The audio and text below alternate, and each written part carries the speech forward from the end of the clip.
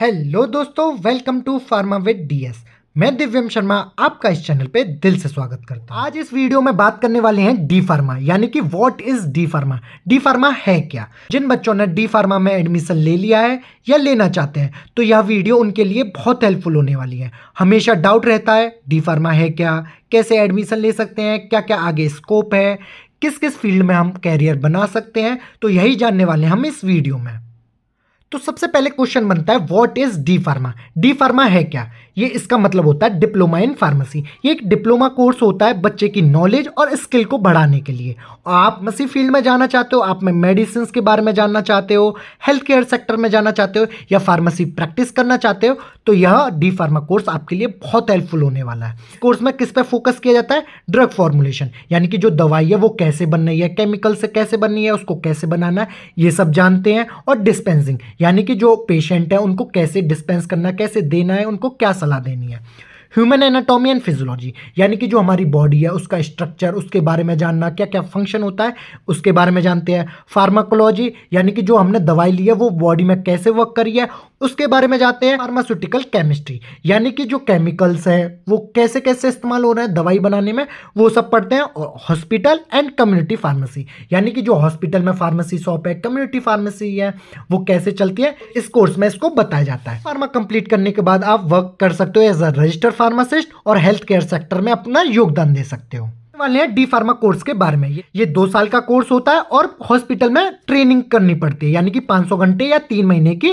Training करनी होती है। उसके बाद आप रजिस्ट्रेशन करा लेते हो अपने स्टेट काउंसिल में, फिर उसके बाद आप फार्मासिस्ट कहलाते वाले हैं। कौन सा स्टूडेंट डी फार्मा कोर्स कर सकते हैं, आपकी 12th कंप्लीट होनी चाहिए और 12th में फिजिक्स केमिस्ट्री कंपलसरी पढ़ा होना चाहिए और बायोलॉजी या मैथ सब्जेक्ट होना चाहिए। उसके बाद आप डी फार्मा में एडमिशन ले सकते हो और डिफरेंट सब्जेक्ट पढ़ के आप फार्मेसी फील्ड में जा सकते हो। सबसे बड़ा सवाल बनता है व्हाई चूज डी फार्मा।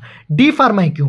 जो student easily health care sector में क्विकली जाना चाहता है तो वो यह कोर्स कर सकता है। सिंपली 2 साल का कोर्स होता है तो आप क्विकली हेल्थ केयर सेक्टर में जा सकते हो। जिन्हें इंटरेस्ट होता है मेडिसिन के बारे में, दवाई की जानकारी लेना कि दवाई कैसे वर्क कर सकती है, पेशेंट की केयर करना, तो वो स्टूडेंट जा सकता है। जिन्हें फार्मासिस्ट बनना है वो जा सकता है। अगर आपको हायर स्टडी करनी है तो डी फार्मा के बाद आप फार्मासिस्ट बन के और भी हायर स्टडी कर सकते हो। बात करने वाले हैं कैरियर स्कोप, यानी कि डी फार्मा करने के बाद किस किस सेक्टर में आप जा सकते हो। पहले आता है कम्युनिटी फार्मासिस्ट। जो फार्मेसी शॉप होती है वहां एज अ फार्मासिस्ट वर्क कर सकते हो, हॉस्पिटल में फार्मासिस्ट वर्क कर सकते हो। अगर कहीं वर्क नहीं करना तो खुद का मेडिकल स्टोर खोल सकते हो, फार्मेसी असिस्टेंट लग सकते हो कहीं, और सेल्स रिप्रेजेंटेटिव, यानी कि जो मेडिसिन का रिप्रेजेंट करते हैं, एमआर वगैरह होते हैं, वहां भी वर्क कर सकते हो। और ड्रग डिस्ट्रीब्यूशन, अगर आपको ड्रग डिस्ट्रीब्यूट करनी है, अलग अलग सप्लाई करनी है, तो वो भी सेक्टर अच्छा है। और गवर्नमेंट जॉब, इजिली आप गवर्नमेंट जॉब में जा सकते हो एज अ फार्मासिस्ट, जैसे कि एम्स हो गया, रेलवे हो गया, जिससे डी फार्मा और बी फार्मा एलिजिबल होते हैं,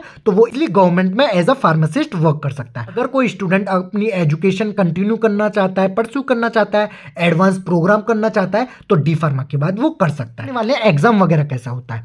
एग्जाम इसका यूनिवर्सिटी में एग्जाम यानी कि थ्योरी का होता है और प्रैक्टिकल होता है। ये 80-80 मार्क्स के दोनों होते हैं और 20-20 मार्क्स के आपके टीचर देते हैं, यानी कि 100 मार्क्स के 100 मार्क्स की थ्योरी और 100 मार्क्स के आपके प्रैक्टिकल के एग्जाम होते हैं। तो इसका एग्जाम कैसे आता है जो यूनिवर्सिटी लेवल, चलो प्रैक्टिकल तो कॉलेज में हो जाता है, तो जो एग्जाम होते हैं वो कैसे आते हैं, कैसा फॉर्मेट होता है वो जानेंगे। ऑब्जेक्टिव टाइप क्वेश्चन, यानी कि 20 एमसीक्यू आएंगे या फिलिंग द ब्लैंक्स आएंगे 1-1 मार्क्स के।